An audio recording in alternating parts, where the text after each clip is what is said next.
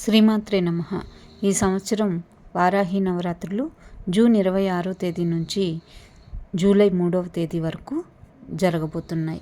So ఈ 9 రోజులు మనం వారాహి దేవిని ప్రత్యేకంగా ఆరాధించటం వల్ల మనకి ఉండేటువంటి ఎక్కువ దుఃఖము, ఎక్కువ కష్టాలు, శత్రు భయము ఇవన్నీ తొలగిపోతాయి. మరి వారాహిదేవి చరిత్ర ఏంటో తెలుసుకుందామా? వారాహి పందితలను కలిగి ఉండేటువంటి వరాహ రూపం. ఈమె వరాహస్వామికి భార్య. ఈమెని వార్తాళి దండిని దేవి అని కూడా అనొచ్చు. ఇందులో ఈవిడ ఆయుధం నాగలి, రోకలిగా ఉంటుంది. వాహనము గేదె, పులి, గుర్రము, పంది వంటి వాహనాలను కలిగి ఉంటుంది. వారాహి లలిత శక్తి స్వరూపాల్లో ఒకరుగా ఉంటారు. సప్తమాతృకల్లోనూ దశమహావిద్యల్లోనూ ఈవిడ ఒకరు. లలితాదేవికి సర్వసైన్యాధ్యక్షురాలు. వారాహి ప్రస్తావన లలితా సహస్రంలో ఉంటుంది. ఆమె తరపున పోరాడే భక్తులకి అండగా ఉంటుంది. గొప్ప యోధురాలు. ఈమె ఆరాధన వల్ల అడ్డంకులు తొలగి, శత్రుభయం పోయి, అపార జ్ఞానం కలిగి కుండలిని శక్తి మేల్కొంటుంది అని, సకల విజయాలు సిద్ధిస్తాయని భక్తుల నమ్మకం. వారాహిదేవి నల్లని కాంతి, వరాహముఖము, మహిషవాహనము గలదై పెద్ద పొట్టతో 8 చేతులతో ఉండి శంఖము, చక్రము, నాగలి, రోకలితో ఉంటుంది. లక్ష్మీ స్వరూపం. దేవి మహత్యం ప్రకారం రక్తబీజుడనే రాక్షసుడి సంహారం కోసం దుర్గాదేవి దేహం నుంచి మాతృకలను సృష్టించింది. తిరిగి తనలో ఇముడ్చుకుని రాక్షసుణ్ణి సంహరిస్తుంది. అమ్మవారి వీపు భాగం నుంచి ఉద్భవించి రక్తబీజుడనే రాక్షస సంహారం చేస్తుంది వారాహిదేవి. ఈమె తాంత్రిక దేవత. తంత్ర పూజలు వారాహి గుళ్ళో సర్వసాధారణంగా జరుగుతాయి. ఎక్కువగా రాత్రిపూట ప్రధానంగా జరుగుతాయి. నాభి ప్రాంతం వారాహి శక్తి స్వరూపంగా చెప్తారు. మణిపుర, స్వాధిష్టాన, మూలాధార చక్రాలను కూడా ఈమె ప్రభావితం చేస్తుంది.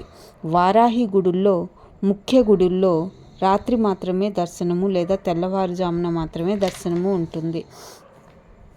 దేశంలో వారణాసి, చౌరాసి, ఒరిస్సా, మైలాపూర్లో వారాహి ఆలయాలకి ప్రాధాన్యత ఎక్కువ ఉంది. తమిళనాడులోని అయ్యవడి అనే ఊరిలో అమ్మవారు స్వయంభూగా అక్కడ వెలసింది. కాశీలో కూడా ఈమె స్వయంభూ. కాశీలో ఈమె గ్రామదేవతగా ఉండి అక్కడ భూగృహంలో ఉంటుంది. తెల్లవారుజామున 4:30 నుంచి 8 గంటల వరకు గుడి తెరిచి ఉంటుంది. ఆ సమయంలో అమ్మవారు ఊరు చూడటానికి వెళ్తుంది కాబట్టి గుడి మూసివేయబడుతుంది. అందుకే దర్శనానికి వెళ్ళినప్పుడు నేలపైన ఉండే 2 రంధ్రాల నుంచి మాత్రమే అమ్మవారిని దర్శించాలి. ఒక రంధ్రం నుంచి ముఖము, ఒక రంధ్రం నుంచి పాదాలు కనిపిస్తాయి. అమ్మవారు ఎప్పుడూ ఉగ్ర రూపంలో ఉంటుంది ఇక్కడ. కాబట్టి ఇలా చూడాలి అంటారు కాశీలో. దుష్టశక్తుల్ని అణచటానికి వీలుగా ఉగ్ర రూపంలో ఉండటం వల్ల ఉపాసనా బలం ఉన్నవారు మాత్రమే చూడగలరు అంటారు. కాశీలో దశాశ్వమేధ ఘాట్కి ఎడమ వైపున వారాహిదేవి గుడి ఉంటుంది. వారాహి కవచం పారాయణం చేస్తే ఎలాంటి కష్టసాధ్యమైన పనులైనా త్వరగా పూర్తవుతాయి.